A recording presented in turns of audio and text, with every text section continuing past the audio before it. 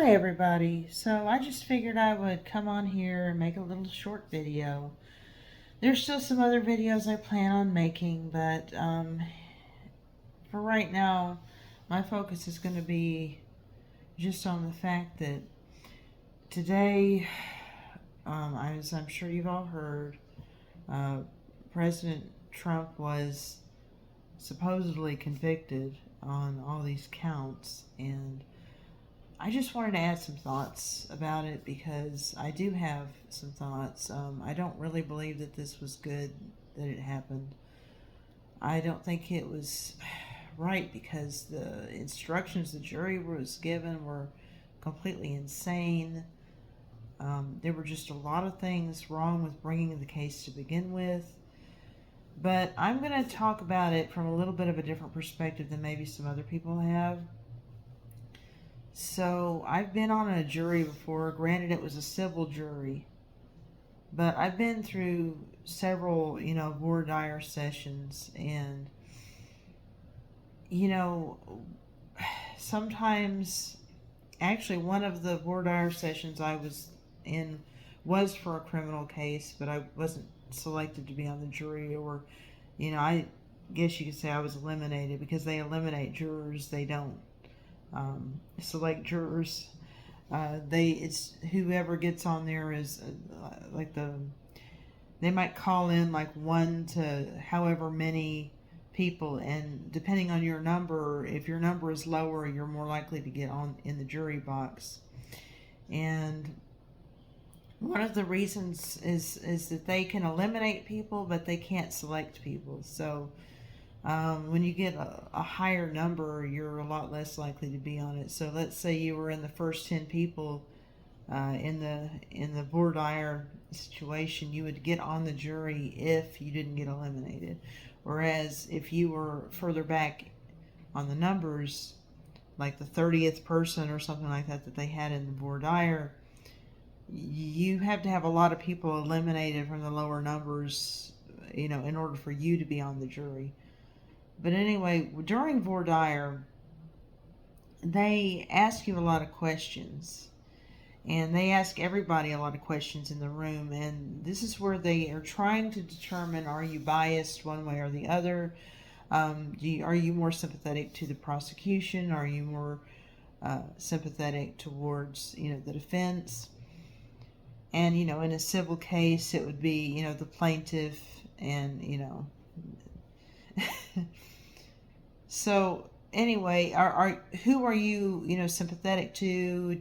Can you overcome that? Can you set that aside to be fair? And all this. So they'll go through lots of different questions. They'll ask everybody in the room. They'll say, raise your juror number if you agree with this. Some people might say, do you agree that police are always correct? Or do you think if somebody gets arrested, are they always guilty? And so, you would hold up your little juror number if you agree with that. And sometimes they may directly ask one juror a question or something. So, anyway, they get down and they narrow it down. And, whoever doesn't get eliminated, who's in like the first numbers, lower numbers of whoever doesn't get eliminated, ends up in the jury box.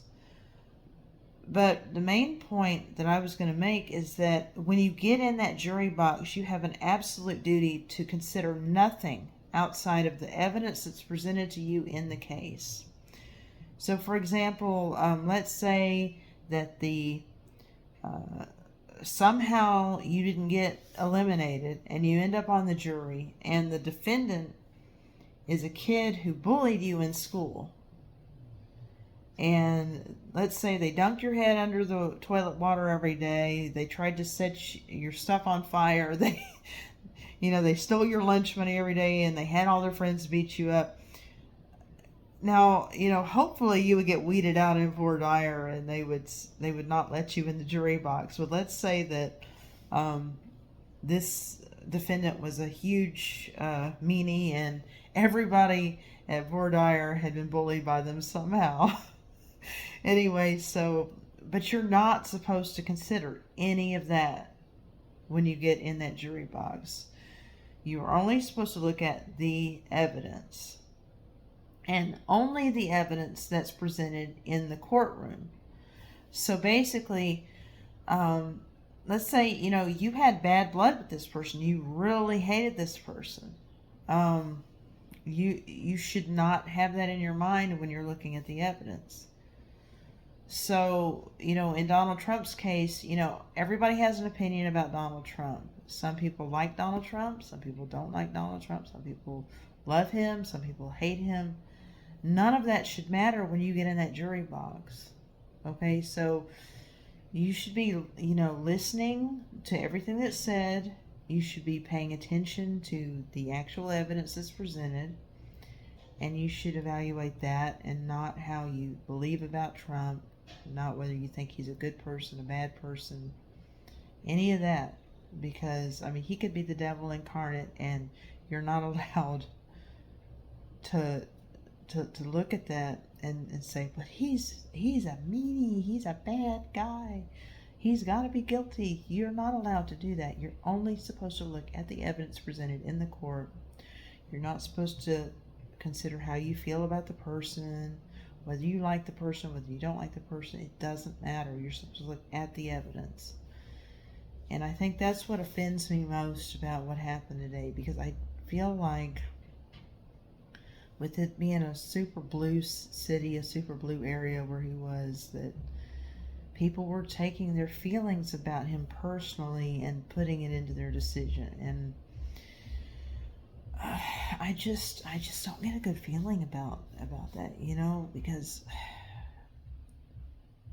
I had someone tell me one time that they used to get on juries, and I guess they thought that somehow I would agree with them, but I don't.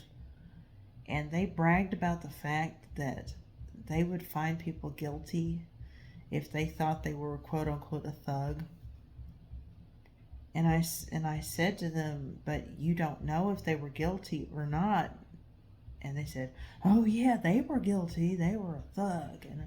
And I just said, look, they're not guilty because they're being put on trial. They're not guilty because they got arrested. They're not guilty unless the evidence presented to you in court indicates that they're guilty.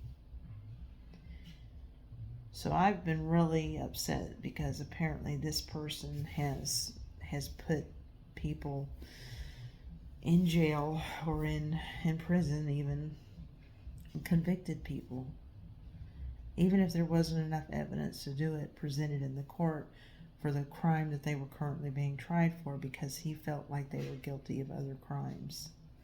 That's completely illegal. It's not correct. So,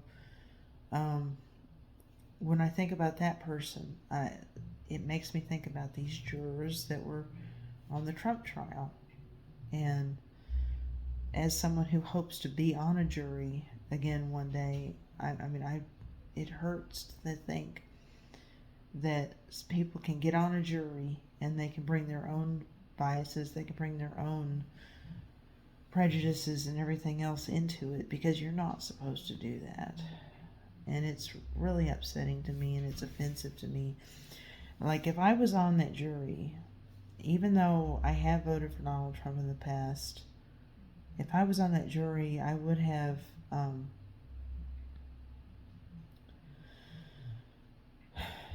had to set my thoughts aside. I would have had to look at the evidence and say, well, is he guilty? Did he do this? Did he do that?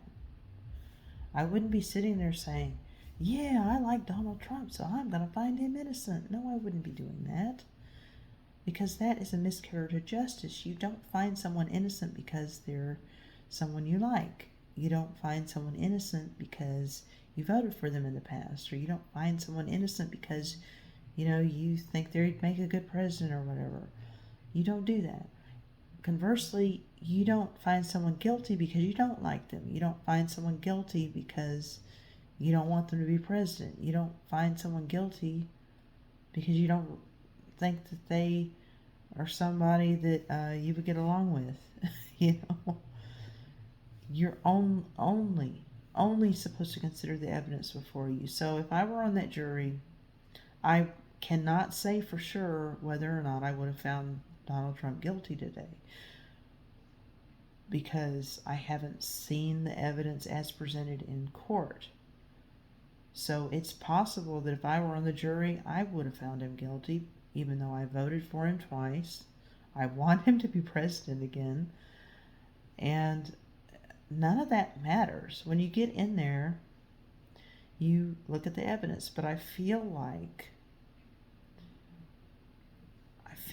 there was a lot of bias there, not only because of where they were, but because of how the judge was behaving, the absolutely bizarre instructions he gave to the jury, just a bunch of odd things about why the case was even brought to begin with. I've seen other people break it down way better than I can, but it's completely insane. So I feel like they weren't really moving beyond their own personal feelings. I mean, I'm going to go back to this one more time. You have to only look at what's presented in court. You don't consider your personal feelings. You don't consider your political alignment. You're only supposed to look at the evidence that's preserved and presented to you in the courtroom. Nothing else outside of that. So I hope if any of you guys ever get on a jury that you're able to do that, that you're able to forget your identity, forget your perspectives, all that stuff, and only look at what's presented to you. Look at whether or not it actually says someone is guilty, because you're really doing a disservice to our system of justice if you allow any personal feelings to come into it. Okay, bye-bye, guys. See you later.